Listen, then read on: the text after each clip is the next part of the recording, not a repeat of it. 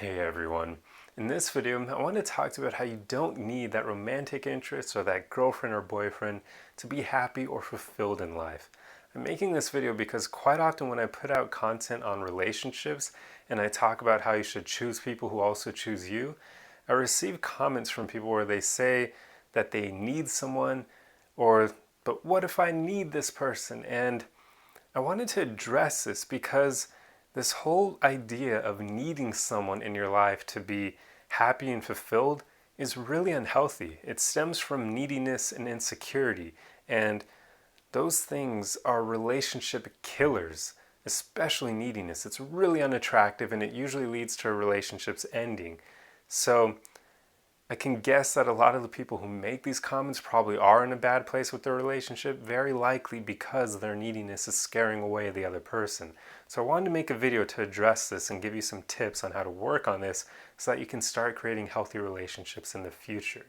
So the first point I want to make here is you should stop saying that you need someone to be happy or fulfilled, or just that you need them in general, because when you really get down to it, the only reason or the only case where you literally would need someone is if they're quite literally integral for your survival, meaning that if they're providing you food and shelter and you have no other means of getting these things without that person, that is the only case where you would literally need that person to survive. But in any other case, you don't actually need that person at all. You can derive your happiness on your own and your life satisfaction and fulfillment without them. So let's jump into this. So the first thing here is that you need to realize that you don't need someone to make you happy. You just need to learn how to create your own happiness on your own. So instead of deriving your happiness from other people, basically taking it from them, you want to get to a place where you create it from within, and then you can give your happiness to other people. That's a way better place to be, because then if you lose that romantic interest or that romantic partner out of your life, you're not going to lose your happiness with them. Now, of course, you will lose a tiny bit if you have a good connection to them. That goes without saying. There will be pain involved. But you'll be able to still create your happiness on your own without them. So this is huge because it gets you to a place where you're not going to need a partner in your life in order to be happy. Because once you can start driving it from within, it doesn't matter who's in your life. You're going to be able to create your happiness, and you should want to get to this place because that's how you create healthy relationships. Even when you're in a relationship with someone else, you do not want to pin your happiness on them. You still want to be creating from within and then just sharing it with them and having great experiences and a lot of fun with them. That's the place you want to be in. So learning how to create your own happiness is all about basically just being brave enough to do the things that you love and enjoy on your own. Not feeling like you need friends or a significant other or other people with you to do the things that make you happy. In my case, I really love hiking. So at some point I realized, hey, why don't I go for hikes on my own? And now I do that. And it makes me a lot happier. I've actually gotten to a place where if I schedule a date with a woman and she flakes last minute, I'm still going to go on a hike by myself. If I plan a hike date with her, should I say. I'm still going to do it on my own because I set aside that time for an activity that I really enjoy and that I know will make me happy.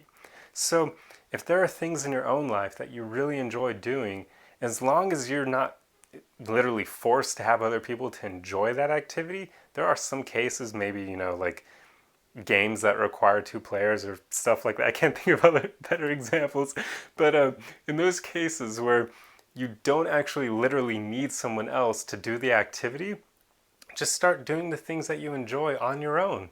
Even if that means going to the movies on your own, if you want to see a brand new movie that just came out, or going to your favorite restaurant on your own, or going for solo hikes if that's what you like, going to the beach on your own.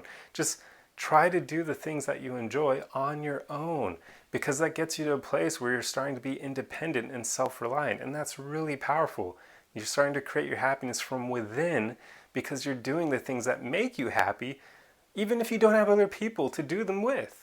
That's where you want to be. So that's how you get to that place. Just start being brave enough to do things solo. And If you're afraid of people judging you, well, for one, I have to say, why should you let the opinions of other people matter more than your happiness? Come on, that's so ridiculous. It's mind-boggling to me how people do that. You should not care enough about other people's opinions that you would literally put their judgment before your happiness. Why would you do that? But anyway, I do get that this is a thing, so I wanted to address that. First off, most people are not going to be thinking about you at all if they see you doing things on your own. They're not going to be judging you because most people are just so caught up in what they're doing right now, in the here and now, that they're not even going to be thinking about you. They may not even see you. So, and even if they do see you, they're probably not going to be judging you because a lot of people, interestingly enough, are going to be more concerned with what other people think of them and how other people view them, that they may actually look at you and think what you think of them instead of actually judging you. That's the case for most people. Now, there will be some haters out there who are just unhappy people who might judge you if they see you doing something on your own, or they're very likely insecure, and seeing you do something on your own may actually trigger their jealousy because they're like, oh wow, this person's confident and brave enough to do things on their own. I hate this person because now they're making me feel bad for not having that confidence and bravery myself. So in that case, why should you care about that person's opinion? They're unhappy and insecure. Their opinion means nothing. Don't listen to that. So if people do judge you, they're people who you shouldn't care about at all. Their opinions have no value whatsoever. They're just a hater. So let them go be brooding in their corner, being unhappy over there, while you're over here alone, but creating your happiness on your own. That's an awesome and powerful place to be in, and that's why you're triggering their insecurities. So don't care about their opinion. Their opinion means nothing. Focus on yourself and still keep doing the things that you enjoy on your own to keep deriving your happiness from within. So anyway, I hope that addressed people's opinions because you shouldn't care. Your happiness comes first. But anyway, on to the next important thing. Another thing that helps you get rid of neediness is practicing self-love. This is huge. Self-love is basically all about treating yourself the way you would a best friend or someone you deeply care about, someone you love. Think about how you would treat that person. You're not going to constantly criticize them. You're not going to constantly put them down. You're going to be supportive of them. You'll cheer for them.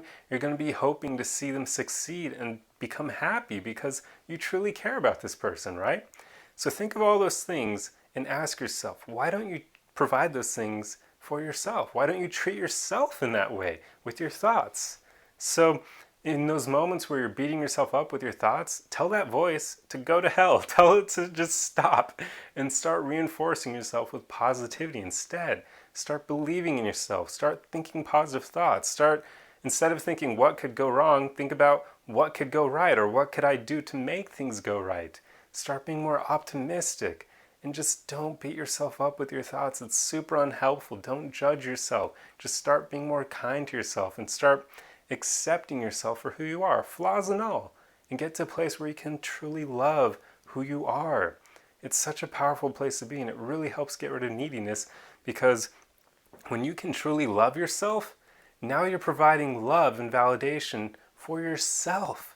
That means you're not going to try to get it from someone else, so you're not going to put all of that on a romantic interest or your romantic partner.